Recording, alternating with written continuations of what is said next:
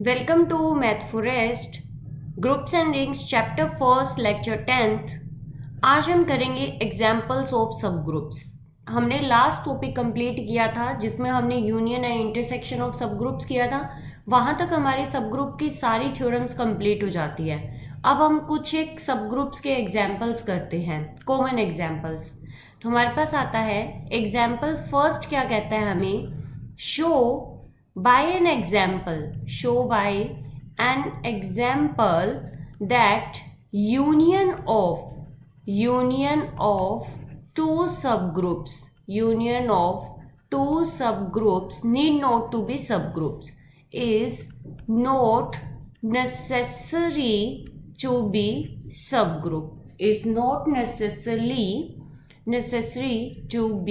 subgroup कि कोई जरूरी नहीं है कि यूनियन है दो सब ग्रुप का वो सब ग्रुप बने। तो इसके लिए हम सबसे मोस्ट पॉपुलर एग्जाम्पल होता है हमारे पास, तो वो हम लेते हैं Zn का। हमने क्या किया? Let G is equal to Z positive. हमने सेट ऑफ इंटीजर्स ले लिया with respect to addition binary operation. अब हमने एक H1 ले लिया, इसके H1 is a subgroup of G। H1 मैंने क्या ले लिया? सब ग्रुप ऑफ G ले लिया मैंने। और जो मैंने H1 लिया है वो किसका मल्टीपल लिया है? 4Z का लिया है। 4Z प्लस एडिशन के रिस्पेक्ट में एक मैंने H2 ले लिया। यहाँ पे मैं H1 एंड H2 भी मेरा सब ग्रुप है and H2 is a subgroup of G। H2 भी मैंने सब ग्रुप ऑफ G लिया है। तो H2 मैंने यहाँ पे ले लिया 6Z ले लिया। तो हमारे पास क्या हुआ कि मेरे पास G था जो सेट ऑफ इंटीजर्स है, H1 मैंने सब ग्रुप लिया है जो 4 का मल्टीपल्स है और H2 मैंने लिए जो 6 के मल्टीपल्स है। क्योंकि जो सब ग्रुप होते हैं Z प्लस में वो KZ होते हैं कि कोई भी K मल्टीपल करोगे आप Z के साथ वो आपके सब ग्रुप बन जाएंगे। तो H1 में कैसे आएंगे एलिमेंट्स हमारे पास? यहाँ पे -8, -4, 0, 4, 8, 12 एंड सो ऑन, ये सारे आगे 4 के मल्टीपल्स आ गए। H2 पे मेरे पास कैसे एलिमेंट आएंगे? H2 में -6, 0, 6, 12, 18 एंड सो ऑन, ये हमारे पास आ गए। तो अब हमारे पास क्या है? अब इन सब का यूनियन निकालो। H1 यूनियन H2 करो अब हमारे पास। तो हमारे पास क्या आएगा? H1 union H2 is equal to मेरे पास कितना आया?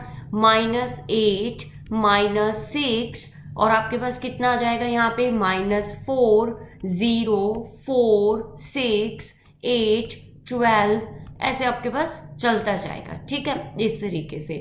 तो हमारे पास क्या हो गया? यूनियन में H1 यूनियन H2 का मतलब है H1 के भी सारे एलिमेंट और H2 के भी सारे एलिमेंट्स। अब हमें क्या करना है? देखना है कि ये सब ग्रुप बनेगा या नहीं बनेगा। तो हमारे पास वन स्टेप टेस्ट होता है जिसमें हमें पता चलता है कि हमारे पास सब ग्रुप बनेगा या नहीं बनेगा G का।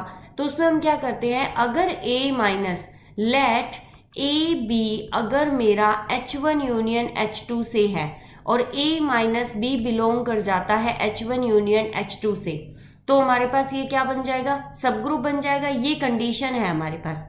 ठीक है, तो अब हमें देखना है कि क्या ये कंडीशन सेटिस्फाई होती है या नहीं होती है। तो मैंने क्या लिया? लेट मैंने ले लिया यहाँ पे एक 4 ले लिया और एक 6 ले लिया जो H1 यूनियन H2 से आ रहा है। अब मैंने क्या किया यहाँ पे? 4 - 6, क्योंकि B का जो इनवर्स है वो -B होता है। तो मैंने क्या किया? 4 - 6 किया जो कि -2 है और जो हमारा H1 यूनियन H2 में बिलोंग नहीं करता।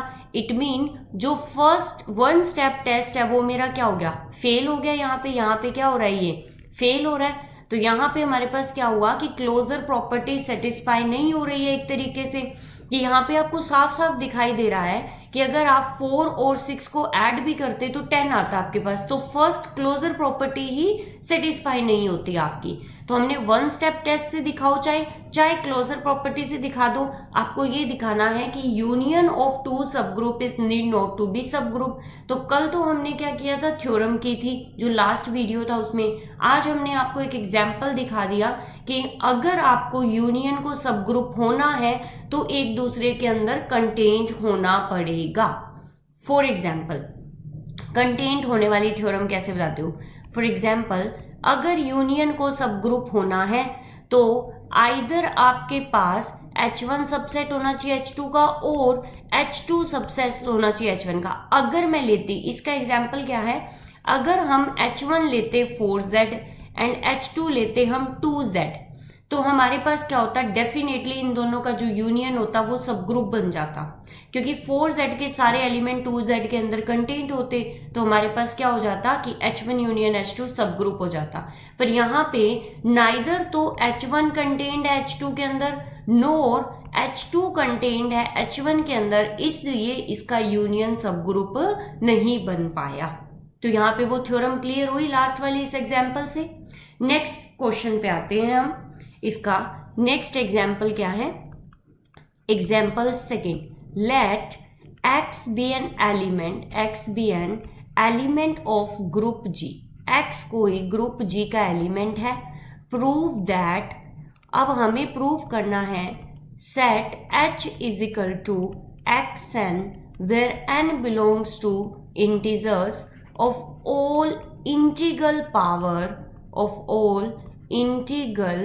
powers of X is a subgroup of G। ये कह रहा है कि X कोई एलिमेंट है जो ग्रुप G से आ रहा है। हमें प्रूव करना है कि हमने एक सेट H ले लिया जिसमें हमने क्या किया, उस एलिमेंट की सारी इंटीग्रल पावर्स ले ली, और हमें ये प्रूव करना है कि जो ये H है ये सब ग्रुप है किसका, G का।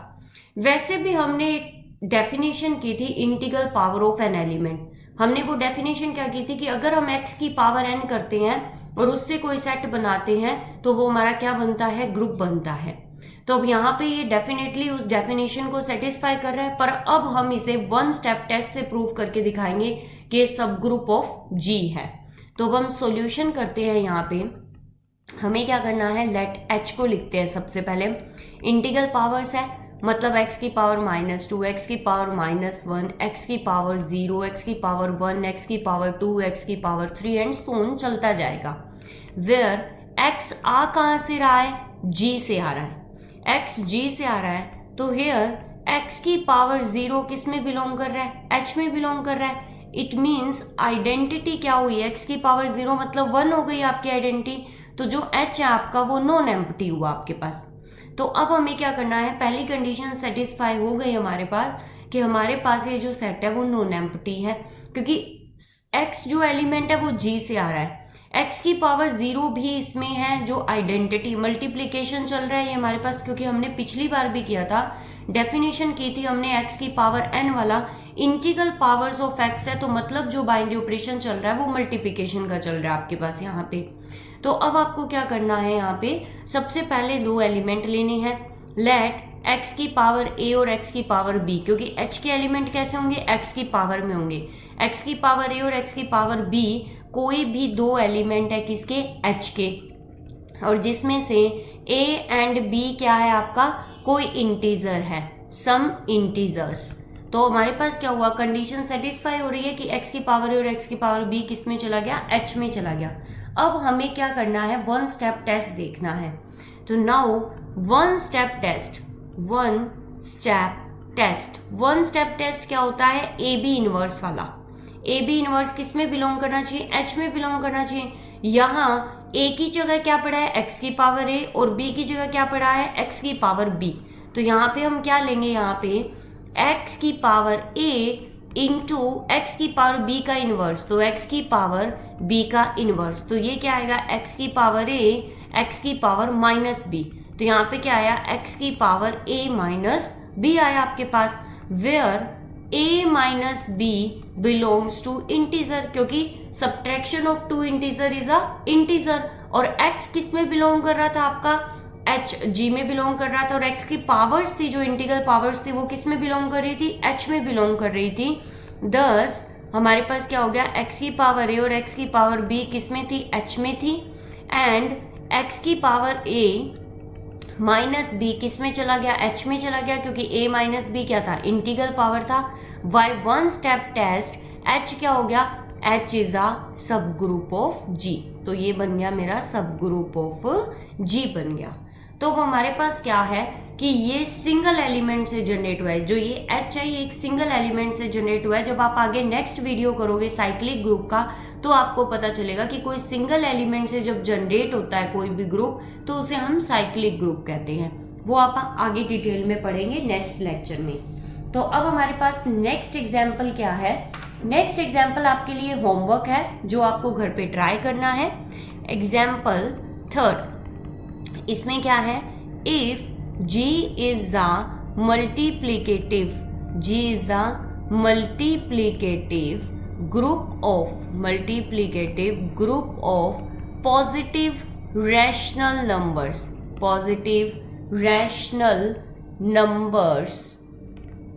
then show that H is equal to 2 की power n belongs to Z is a subgroup of G। तो आपको ये देखना है, सेम जो आपने पिछला एग्जाम्पल किया है उस वही एग्जाम्पल है। यहाँ x को डिफाइन कर दिया, x आपका 2 हो गया और जो G है वो multiplicative group of positive rational numbers बन गया।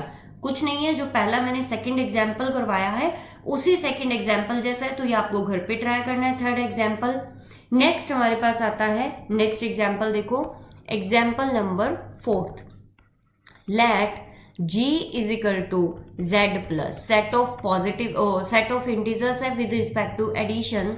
हमें प्रूव क्या करना है? Prove that set of all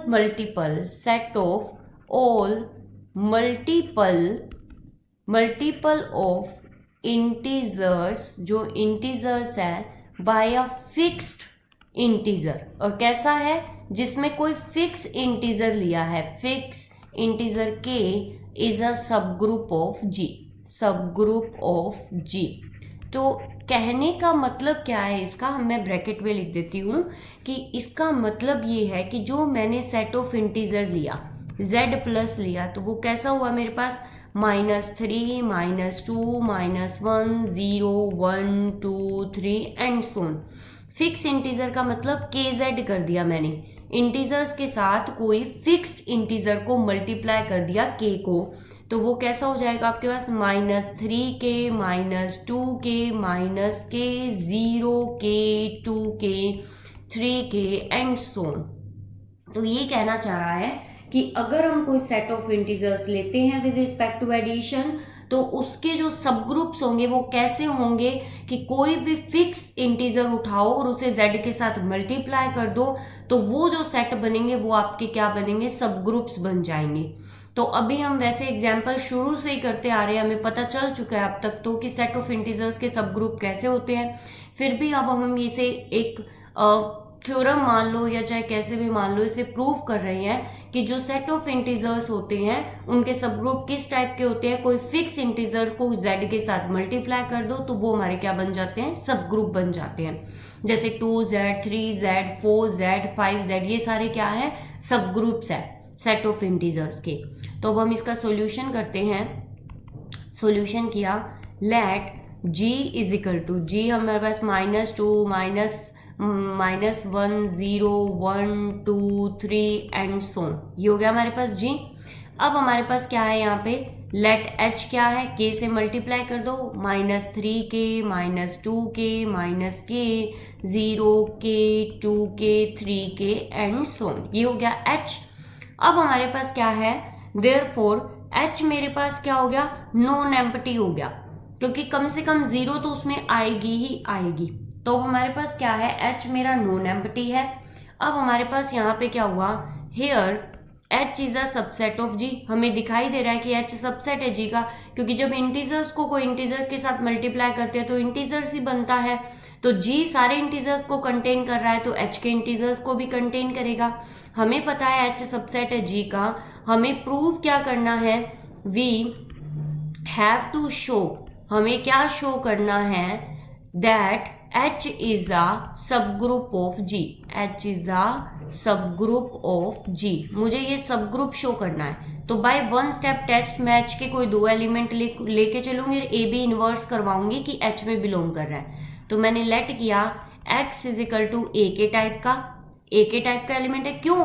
क्योंकि हमारे पास H में एलिमेंट कैसे आ रहे हैं, K के मल्टीपल्स आ रहे हैं इंटीजर्स के साथ, and Y is equal to B के टाइप का है, वेयर A एंड B कोई इंटीजर्स है, A एंड B इंटीजर्स है जिन्हें फिक्स K से मल्टीप्लाई कर दिया तो ये H के चले गए, तो X और Y किस में बिलोंग कर गया, H में बिलोंग कर गया मेरे पास। तो H के मैंने कोई दो एलिमेंट ले लिए, एक A के टाइप का और एक B के टाइप का। अब मुझे ये शो करना है, मुझे क्या शो करना है, to prove X Y inverse belongs to H, मतलब X minus Y belongs to H, क्योंकि Y इनवर्स क्या होता है, माइनस वाई होता है, तो मुझे ये शो करना है। तो अब मुझे क्या लेके चलना है, यहाँ पे मुझे लेके चलना है x माइनस वाई, और मुझे प्रूव करना है कि वो H में जा रहे हैं। तो x की वैल्यू क्या है, a के माइनस b के, तो a माइनस b और इनटू क्या हो गया, k। Subtraction of two integers are integer, where a minus b belong किस में करेगा, इंटीजर्स में बिलोंग करेगा। ये कोई ना कोई इंटीजर्स है जो किसका मल्टीपल है, फिक्स k का मल्टीपल है। तो कोई भी इंटीजर जो फिक्स k का मल्टीपल था तो वो किस में जा रहा था, h में जा रहा था, तो ये किस में बिलोंग कर गया, मेरे पास h में बिलोंग कर गया। दस मैंने कोई x y h से लिया, इम्प्लाइज x माइनस वाई किस में चला गया, h में चला गया। Hence by one step test h is a subgroup of g, h क्या हो गया, सब ग्रुप ऑफ g हो गया आपके पास। तो यहाँ तक हमारे पास नॉर्मल जो सब ग्रुप के एग्जाम्पल्स है वो कंप्लीट होते हैं, जहाँ पे आपको ये एक चीज पता चल गई है कि Z प्लस के सब ग्रुप्स कैसे होते हैं, कोई फिक्स K के मल्टीपल्स होते हैं। Union of two subgroup is need not to be subgroup का एक एग्जाम्पल कर लिया। और अगर आपको यूनियन को सब ग्रुप बनाना है तो वन कंटेन्ड अदर में होना चाहिए, तो उसका भी हमने एक एग्जाम्पल किया 2Z और 4Z का। अब हम दो डेफिनेशंस करते हैं, एक तो नॉर्मल सब ग्रुप की डेफिनेशन करते हैं, एक सेंटर ऑफ अ ग्रुप की डेफिनेशन करते हैं, क्योंकि ये दोनों ही सब ग्रुप बनते हैं ग्रुप के। तो हम यहाँ पे पहले डेफिनेशंस करेंगे, फिर हम आगे चलेंगे हमारे पास। तो अभी हम नॉर्मल सब ग्रुप की डेफिनेशन करते हैं। तो नॉर्मल सब ग्रुप क्या होता है हमारे पास, और फिर प्रूव करेंगे कि ये सब ग्रुप कैसे बनता है हमारे पास। तो नॉर्मल सब ग्रुप क्या होता है, late H be a subgroup of G। सबसे पहले हमें एक सब ग्रुप पता होता है कि H कोई सब ग्रुप है G का, एंड डिफाइन उसे किस तरीके से डिफाइन किया जाता है, NH के तरीके से डिफाइन किया जाता है, where A belongs to G such that AH is equal to HA। और हमारे पास इसको हम क्या बोलते हैं, नॉर्मल सब ग्रुप बोलते हैं। हमारे पास क्या होता है, H कोई सब ग्रुप है G का, एंड डिफाइन NH इस तरीके से डिफाइन होता है कि G के वो सारे एलिमेंट जो H के साथ क्या कर रहे हैं, कम्यूट कर रहे हैं, मतलब AH is equal to HA कर रहे हैं। तो जो अबिलियन ग्रुप होंगे उसके सारे ही सब ग्रुप क्या होंगे, नॉर्मल होंगे। पर जब नॉन अबिलियन ग्रुप आएंगे ना, तब आपको देखना पड़ेगा कि उसके सब ग्रुप कौन से नॉर्मल है और कौन से नॉर्मल नहीं है। तो ये एक सब ग्रुप होता है, ये हम कोसेट के चैप्टर में बहुत अच्छे से पढ़ेंगे। पर यहाँ पे अभी सब ग्रुप की बात चल रही है तो मैंने थोड़ी सी डेफिनेशन दी है इसकी जो डिटेल है वो हम कोसेट के चैप्टर में पढ़ेंगे। ये एक एग्जाम्पल था, इसीलिए मुझे करवाना जरूरी था इसका डेफिनेशन। तो इससे रिलेटेड एक एग्जाम्पल करते हैं हम। एग्जाम्पल क्या है मेरे पास, मुझे प्रूव करना है, prove that NH is a subgroup of G। NH is a subgroup of G की जो नॉर्मल सब ग्रुप है वो सब ग्रुप है G का, इसका नाम ही नॉर्मल सब ग्रुप होता है, तो ऑटोमेटिकली ये सब ग्रुप हो गया। पर ये कैसे बनता है सब ग्रुप, वो इस एग्जाम्पल में देखेंगे हम। तो सबसे पहले हम करते हैं इसे सॉल्यूशन इसका। तो हेयर NH नॉन एम्प्टी है, क्योंकि आइडेंटिटी तो H के साथ होगी ही होगी, आइडेंटिटी तो H के साथ कम्यूट करेगी ही करेगी। क्यों, as E belongs to G such that EH is equal to HE होगा। तो ये किस में लाई करेगा, हमारे पास NH में लाई करेगा। तो आइडेंटिटी तो हमारे पास NH में लाई करेगी ही करेगी।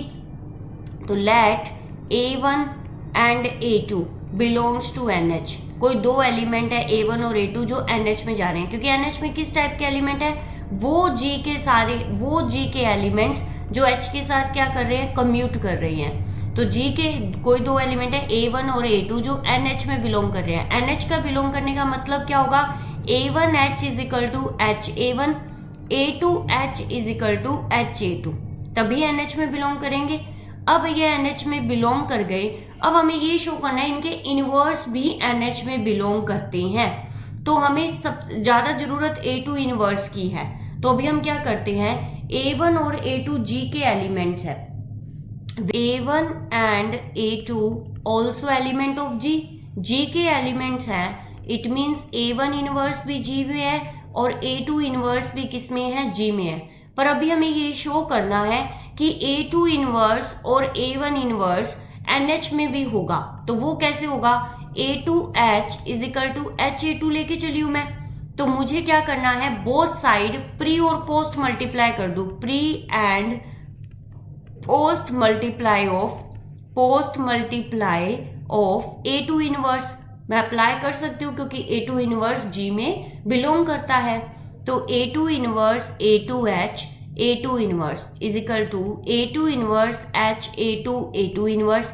तो A2 इनवर्स A2 क्या बन गया, आइडेंटिटी। तो H A2 inverse is equal to A2 inverse H।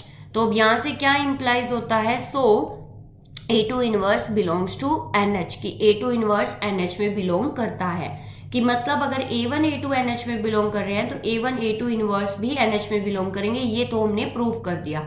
पर मुझे ये सब ग्रुप प्रूव करना है तो वन स्टेप टेस्ट यूज करना पड़ेगा मुझे। वन स्टेप टेस्ट का मतलब क्या है, मुझे क्या शो करना है, मुझे ये शो करना है कि H A1 A2 मतलब A1 A2 inverse H is equal to H A1 A2 inverse. तभी तो A1 A2 इनवर्स किस में जाएंगे, NH में जाएंगे। बाय वन स्टेप टेस्ट मुझे ये प्रूव करना है कि A1 A2 inverse H is equal to H A1 A2 inverse, कि A1 A2 इनवर्स कम्यूट करते हैं H के साथ, और जो G के एलिमेंट H के साथ कम्यूट करते हैं वो किस में जाते हैं, NH में जाते हैं। तो मुझे ये प्रूव करना है, मुझे। तो मैं लेफ्ट हैंड साइड लेके चलूं, राइट हैंड साइड मुझे प्रूव करना है। तो मैं लेके चलूं let A1 A2 inverse H, A1 A2 inverse H। तो A2 इनवर्स H किसके इक्वल लिख सकते हैं हम, अभी हम लास्ट प्रूव करके आए। यहाँ पे देखो हमने यहाँ पे प्रूव किया है A2 इनवर्स H को हम H A2 इनवर्स लिख सकते हैं। तो हमने क्या किया, A1 H A2 इनवर्स कर दिया। ब्रैकेट इंटरचेंज कर सकते हैं क्योंकि ग्रुप के एलिमेंट है सारे, तो एसोसिएटिविटी होल्ड हो रही है हमारे पास। अब हम क्या करते हैं, A1 H A2 इनवर्स हो गया। A1 किसका एलिमेंट है, NH का, तो H के साथ कम्यूट करता है, NH का है तो कम्यूट करेगा।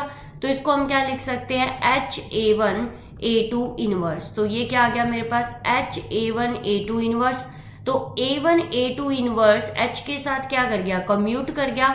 सो A1 A2 इनवर्स किस में बिलोंग कर गया, NH में। तो बाय वन स्टेप टेस्ट हमने क्या प्रूव कर दिया, दस हमने ये प्रूव कर दिया कि A1 और A2 मेरे पास NH में थे, और मैंने ये प्रूव कर दिया कि A1 A2 इनवर्स भी किस में चला गया, NH में चला गया। सो NH is a subgroup of G, हमने ये प्रूव कर दिया कि जो ये NH होता है, NH होता क्या है, G के वो सारे एलिमेंट जो H के साथ कम्यूट करते हैं वो सारे किस में जाते हैं, NH में जाते हैं, और उसे हम एक पर्टिकुलर नाम देते हैं जो नॉर्मल सब ग्रुप कहलाता है, और NH मेरा क्या हो गया, सब ग्रुप ऑफ G हो गया। अभी हम क्या करते हैं, यहाँ पे सेंटर की डेफिनेशन पढ़ेंगे और फिर प्रूव करेंगे कि सेंटर भी सब ग्रुप होता है G का। तो यहाँ पे हम डेफिनेशन करते हैं, ये सारी डेफिनेशंस आगे आएंगी पर अभी इन पे रिलेटेड एग्जांपल्स है, इसीलिए मुझे ये डेफिनेशंस यहाँ पे करवानी पड़ रही है।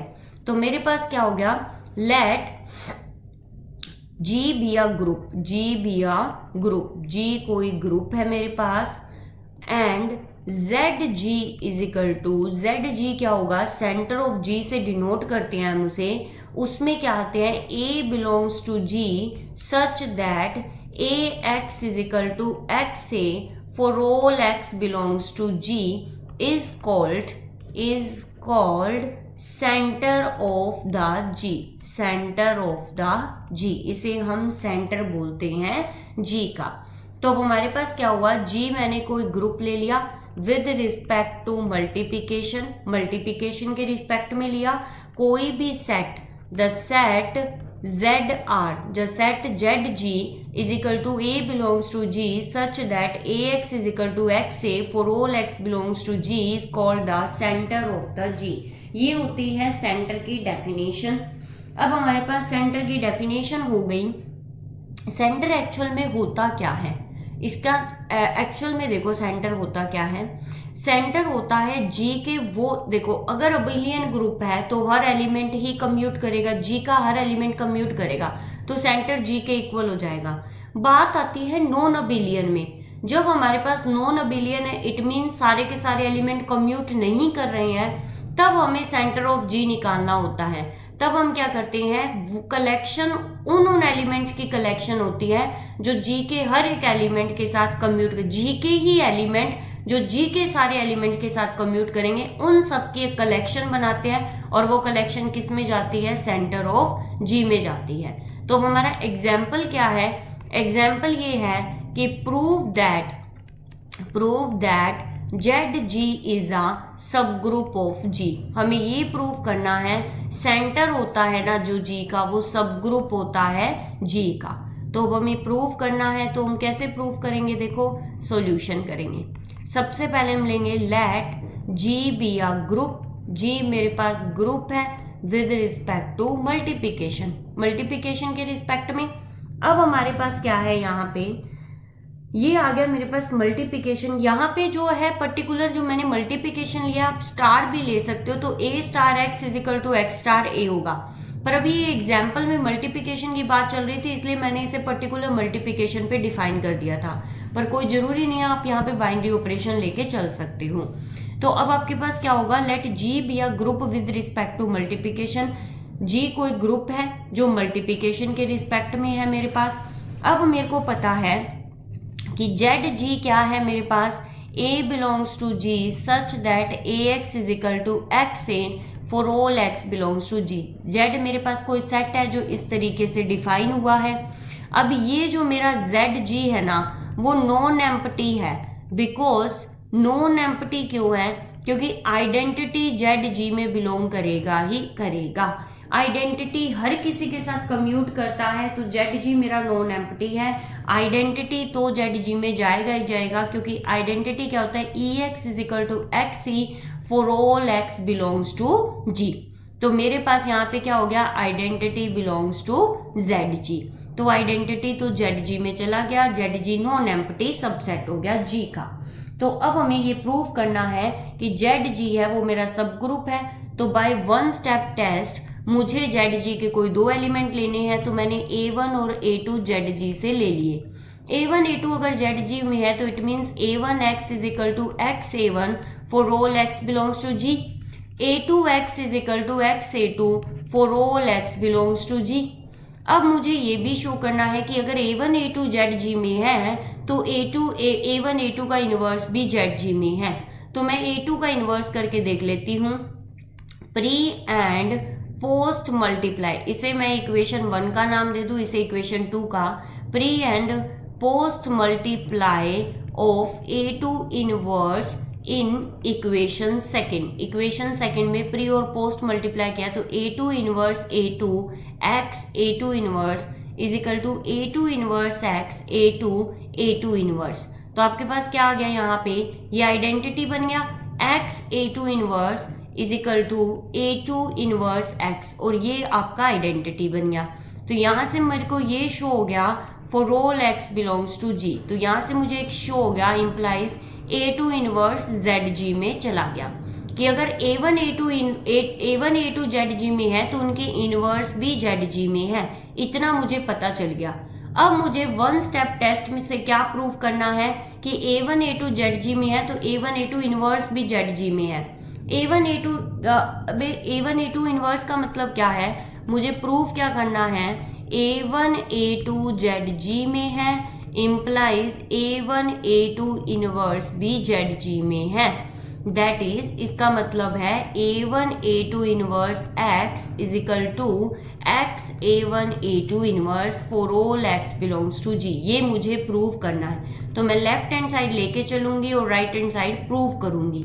तो मुझे क्या करना है, late A1 A2 inverse X, ये हम लेके चले हैं A1 A2 इनवर्स X, तीनों ही एलिमेंट ग्रुप के हैं तो हम एसोसिएटिविटी अप्लाई कर रहे हैं, तो हमने ब्रैकेट इंटरचेंज कर दिए। तो A2 इनवर्स X कैसे लिख सकते हैं हम, A1 X A2 इनवर्स, क्योंकि A2 X के साथ क्या कर रहा था, कम्यूट कर रहा था। तो अब हमारे पास क्या आ गया, यहाँ से A1 X, फिर से हमने एसोसिएटिविटी अप्लाई कर दी और इन ब्रैकेट इंटरचेंज कर दिए। तो A1 X को मैं क्या लिख सकती हूँ, XA1 लिख सकती हूँ। तो यहाँ से आया XA1 A2 inverse is equal to, ये क्या आ गया मेरे पास, XA1 A2 इनवर्स। तो A1 A2 इनवर्स X के साथ क्या कर गया, कम्यूट कर गया for all X belongs to G के लिए। तो हमारे पास इम्प्लाइज A1 A2 इनवर्स किस में चला गया, ZG में चला गया। तो यहाँ से हमने प्रूव कर दिया, दस A1 और A2 हम लेके चले थे ZG से, और हमने ये प्रूव कर दिया A1 A2 इनवर्स किस में है, ZG में है। हेंस हमारे पास क्या हो गया, ZG is a subgroup of G। इसका मतलब सब ग्रुप ऑफ G मतलब जो सेंटर होता है G का वो सब ग्रुप होता है G का, और सेंटर का मतलब क्या है, G के उन सभी एलिमेंट की कलेक्शन जो G के हर एक एलिमेंट के साथ क्या करेंगे, कम्यूट करेंगे। तो ये तब समझ आएगा आपको अच्छे से जब हम कोई नॉन अबिलियन ग्रुप का एग्जाम्पल लेंगे। तो जब हम इस चैप्टर को फिनिश करेंगे तो हम मोस्ट इंपोर्टेंट ग्रुप्स की बात करेंगे, उनमें अबिलियन और नॉन अबिलियन सारे ग्रुप्स आएंगे, तो उनमें आपको देखने को पता चलेगा कि सेंटर कैसा होता है। तो अभी के लिए इतना ही, thank you. For notes, queries and PDF file of this video join our Telegram channel, link in the description. Don't forget to like, share and subscribe the channel.